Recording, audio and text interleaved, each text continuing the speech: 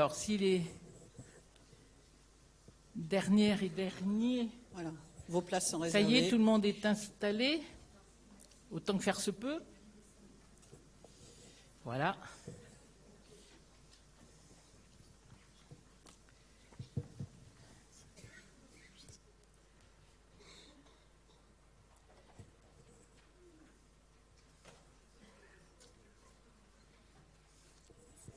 Chers frères et sœurs, chers amis, en 1894, le capitaine Alfred Dreyfus est condamné, dégradé, déporté sur l'île bien-aimée, l'île au diable.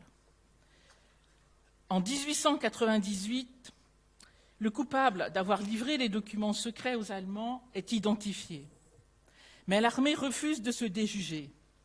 Après un simulacre de second procès où il est à nouveau condamné, ce n'est qu'en 1906 qu'Alfred Dreyfus sera véritablement réhabilité.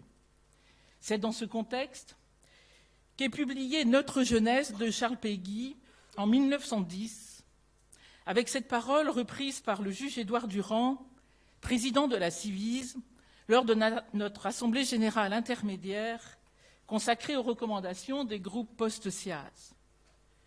Le plus difficile, reprenait-il, c'est de voir ce que l'on voit. Violence sexuelle, que font les cultes ?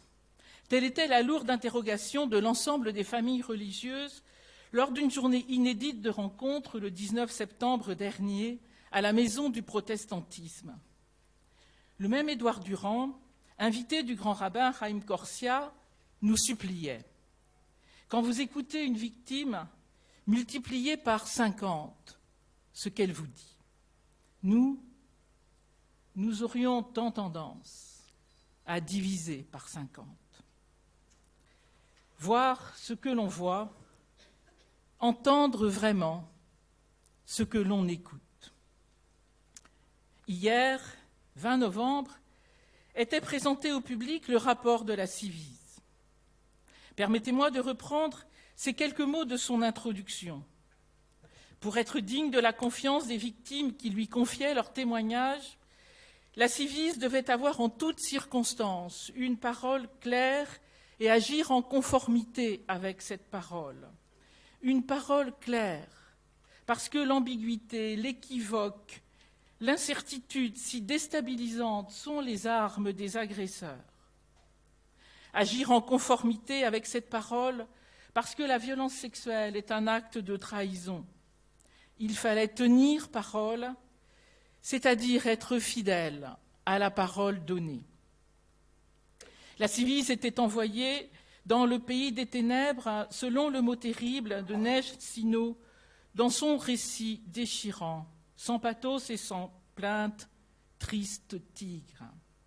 Le pays des ténèbres, comme la SIAZ précédemment, comme la CRR et l'INIR aujourd'hui, comme nombre parmi nous qui faisons route avec des victimes qui sont aussi tout autant des témoins et des acteurs. Voilà avant tout, je crois, ce qui nous a transformés, ce qui a déchiré le cœur et l'âme, ce qui nous a vrillés et délogés à l'intérieur de nous-mêmes, de notre foi, de l'image de nous-mêmes, de notre générosité, de notre engagement à suivre le Christ doux et humble. Ce qui nous a changés pour de vrai, c'est le présent perpétuel de la souffrance. Ce qui nous a transformés de l'intérieur, selon ce que demande encore le théologien américain Ted Donne, où s'il n'y a pas de transformation intérieure, il ne peut y avoir d'autres transformations. Ce qui nous a transformés de l'intérieur et n'a pas fini de le faire, c'est encore ce témoignage qui fait l'avant-propos de ce même rapport présenté hier. Un témoignage comme ceux que nous avons entendus ici même lors de nos assemblées générales, ceux des sœurs et frères d'infortune de cette personne. Ce que je voudrais dire, dit-elle, c'est que je témoigne pour tous ceux qui sont morts, qui se sont jetés d'un pont sous un train. Je voudrais témoigner pour tous ceux qui ont choisi de mourir plutôt que de vivre dans le néant, tous ceux qui sont devenus fous, malades, réellement fous, tous ceux qui n'ont pu sortir du chaos de leurs entrailles, tous ceux qui ont fini par mourir de leur belle mort, mais en même temps découpés en deux, dévastés. Tous ceux qui ont passé leur vie murés dans le silence. Et avec tout cela, je témoigne pour tous ceux qui n'ont pas cette voix. Je veux juste dire que ce que nous avons vécu, c'est l'horreur, c'est la solitude extrême, c'est un froid, c'est une incompréhension. C'est le fin fond de l'humanité à l'endroit où tout est dévasté. Ça n'a pas de mots, c'est un enfer. Et nous sommes une multitude.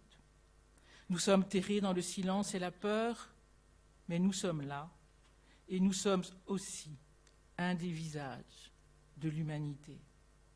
Et ce que je voudrais dire, c'est que tout cela, ils aspirent à la lumière, et qu'au-delà de mes mots, ma parole, elle est aussi pour eux.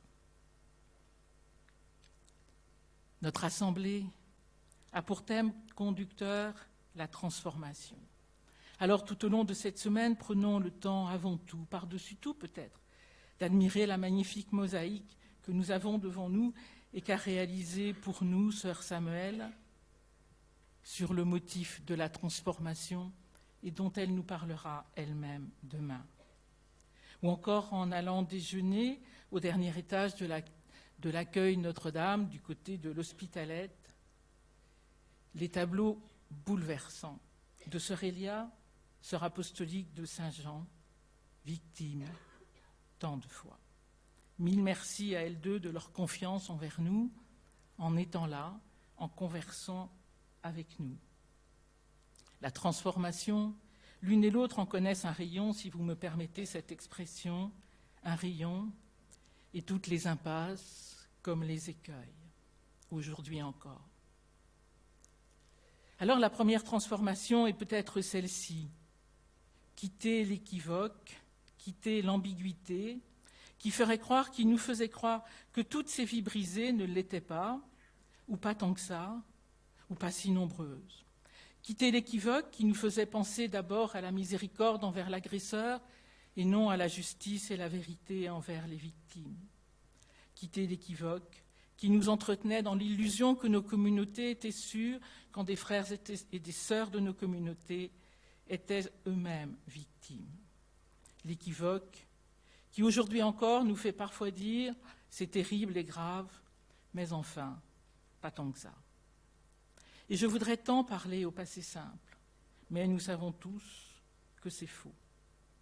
J'ai en tête ces deux paroles de victimes tirées du très fort documentaire de Bernadette Sauvager, Le prix d'une vie, qui sera diffusé le 30 novembre sur FR3. Une victime du petit séminaire de Chavagne-en-Paillé répond ceci en écoutant quelqu'un de l'INIR lui dire le montant des réparations. Eux, dit-il, ils vont tourner la page. Et Jean-Pierre Fourny, ancienne victime, comme il se nomme lui-même, d'un frère de Saint-Gabriel à Issé en Loire-Atlantique, qui déclare « Il faut que cette histoire serve.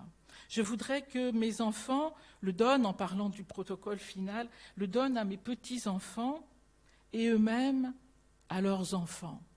Ce sera là mon testament. À nous de choisir si nous tournons la page ou si cette mémoire dantreuse, autant que douloureuse, nous apprend à nous et à celles et ceux qui nous suivront à quitter tout secret de famille, si vraiment elle nous sert. Regarder la réalité en face, c'est peut-être cela, le principe moteur de la transformation. Non pour se lamenter ou se faire peur devant les démographies de nombre d'entre nous, par exemple, ou les difficultés de la formation, de la gouvernance, des relations nord-sud.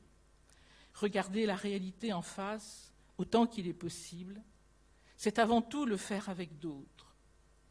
C'est une transformation essentielle, et là encore, la SIAZ, aujourd'hui la Commission Reconnaissance et Réparation, tous nos groupes de travail auront été et sont d'une aide essentielle pour nous apprendre, se faire et chercher avec d'autres. Ils nous ont appris, si c'était encore nécessaire, que l'on approche du réel qu'à plusieurs, car chacun a ses angles morts.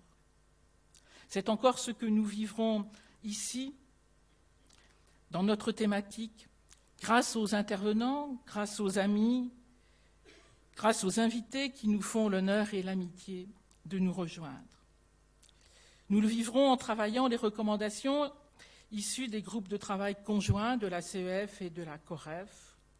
Et je remercie déjà le père Hugues de Voilemont, secrétaire général de la CEF, et le père Jean-Christophe Meyer, secrétaire général adjoint, que je ne vois pas, mais qui sont là, qui sont tout là-haut. Merci à eux d'être avec nous durant ces jours. Nous reprendrons aussi la préconisation 92 votée en avril et qui aujourd'hui se décline dans une charte des droits que vous avez reçue, compilation des droits déjà existants, que nos experts ont donc simplement organisés, réunis. Charte des droits et non des droits et devoirs, car il s'agit d'une alliance et non d'un contrat, d'un don et d'un engagement et non d'une négociation. Un don qui nous oblige, chacune, chacun, nous rend responsables, redevables. Affaire de clarté encore, pour éviter l'équivoque, l'ambiguïté, le double langage, pour voir ce qui doit être vu et entendre autant que faire se peut, en vérité. Oui, durant toute cette belle semaine, nous nous interrogerons sur la façon dont nous sommes en chemin de transformation, celui du cœur, de l'intelligence, de l'âme, celui de nos façons de vivre l'autorité, les vœux, de nous ancrer toujours davantage dans notre tradition ouverte, large, car elle est le fruit du seul évangile du Christ, de l'unique mission du Christ. Depuis que notre père Abraham est parti d'Ur en Chaldée, nous sommes en voyage pour devenir ce que nous sommes en Dieu. Ce voyage requiert toujours que nous connaissions qui nous sommes, que nous soyons enracinés en notre tradition et en même temps que nous sachions que justement nous ne savons rien. Bien-aimés, dès maintenant nous sommes enfants de Dieu, mais ce que nous serons n'a pas encore été manifesté. Nous le savons. Quand cela sera manifesté, nous serons semblables, car nous le verrons tel qu'il est. Là encore, nous avons appris de ces sombres années du pays des ténèbres que tout huis clos est un danger. Et nous savons que le rapport à l'identité, à notre identité, peut être un huis clos. Permettez-moi de citer le frère Timothy Radcliffe lors de la retraite qu'il prêchait dans les jours donc de l'avant-synode à Rome. Il citait lui-même un de ses successeurs, le frère Carlos Aspiros da Costa, désormais évêque en Argentine. Le frère Carlos écrivait ceci à la famille dominicaine. C'est à l'extérieur du camp, parmi tous les autres, relégués à l'extérieur du camp, que nous rencontrons Dieu. L'itinérance exige de sortir de l'institution, des perceptions et des croyances culturellement conditionnées, parce que c'est hors du camp que nous rencontrons un Dieu qui ne peut être contrôlé. C'est en sortant du camp que nous rencontrons l'autre qui est différent et que nous découvrons qui nous sommes et ce que nous devons faire. C'est en sortant du camp, continue le frère Timothy, que nous atteignons une maison dans laquelle il n'y a plus ni juif ni grec, il n'y a plus ni esclave ni homme libre, il n'y a plus l'homme et la femme, car tous, vous ne faites plus qu'un dans le Christ Jésus. Nous transformer est une exigence évangélique, une intensification, une conversion, une métanoïa, un aggiornamento, un retour au cœur, un retour à la source. Revenez à moi de tout votre cœur. Comment ne pas se souvenir de la parole de Jésus à Pierre ? Quand tu seras revenu, va et affermis. Revenu du reniement, de la violence, du mensonge, du faux semblant, démêler ce qui est mêlé, quitter la confusion. Alors oui, avec bien d'autres qui, sans concession, veulent bâtir du bien avec nous, oser avancer sur ce chemin d'espérance, celle dont nous savons qu'elle coûte, car elle fait face à la réalité. Me voici en train de faire du neuf, dit Dieu par la parole du prophète Isaïe, au cœur de l'exil et du malheur. Ne faites plus mémoire des événements passés, ne songez plus aux choses d'autrefois. Voici, je fais toutes choses nouvelles. Elles germent déjà, ne la voyez-vous pas? Oui, je fais passer un chemin dans le désert, des fleuves dans les lieux arides. Être sur un chemin de transformation, c'est consentir que les choses auxquelles légitimement nous tenons puissent mourir. Là encore, laissez-moi relater cette scène que Timothy Radcliffe racontait donc aux mères et pères synodaux. En tant que jeune provincial, raconte-t-il, j'ai visité un monastère dominicain qui était proche de la fermeture, en Angleterre donc. Il ne restait plus que 4 vieilles moniales. J'étais accompagné du précédent provincial, Pierre. Lorsque nous avons dit aux moniales que l'avenir du monastère semblait bien incertain, l'une d'entre elles a dit « Mais Timothy, notre cher Seigneur, ne laisserait pas mourir notre monastère, n'est-ce pas ?» Mon frère Pierre a aussitôt répondu « Ma sœur, il a laissé mourir son fils. »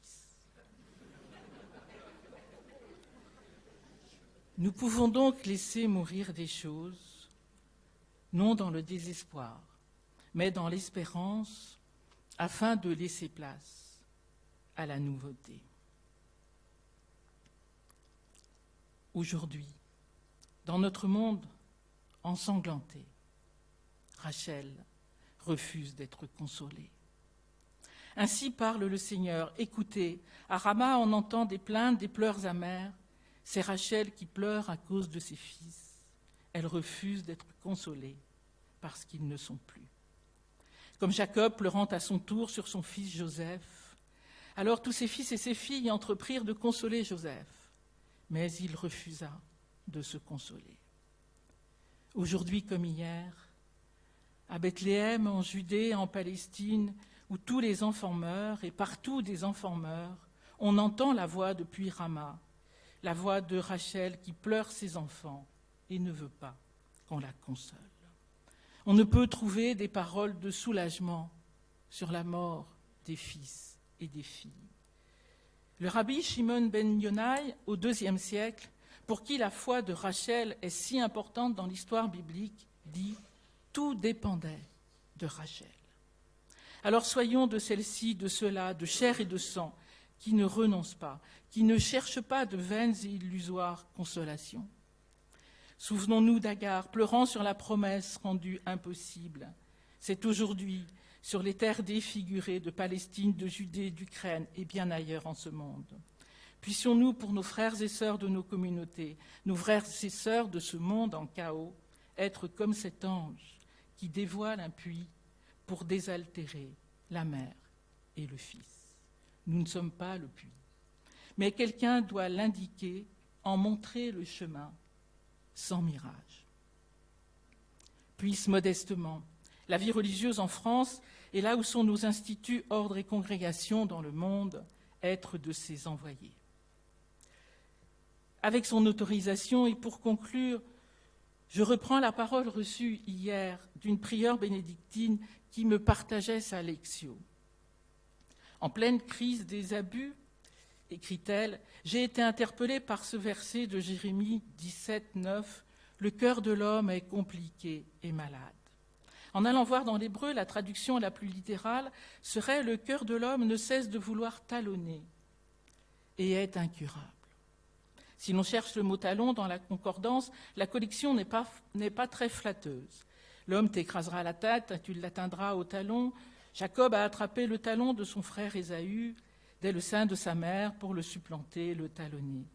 Et Jésus lui-même de dire « Celui qui mange mon pain a levé contre moi le talon ».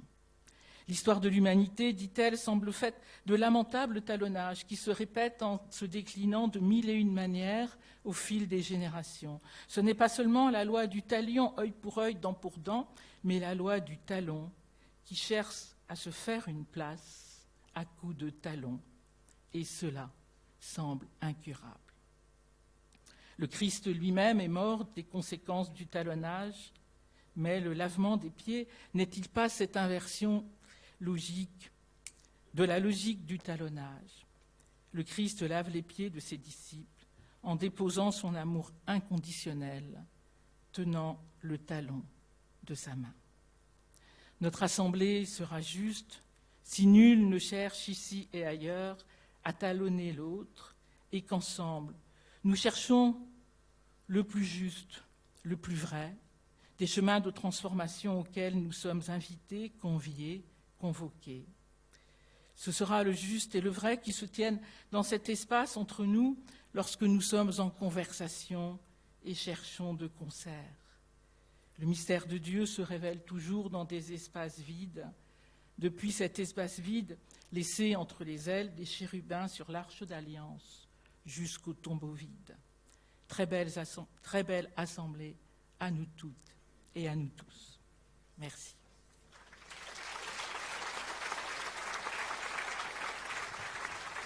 Merci beaucoup Véronique pour ces paroles fortes.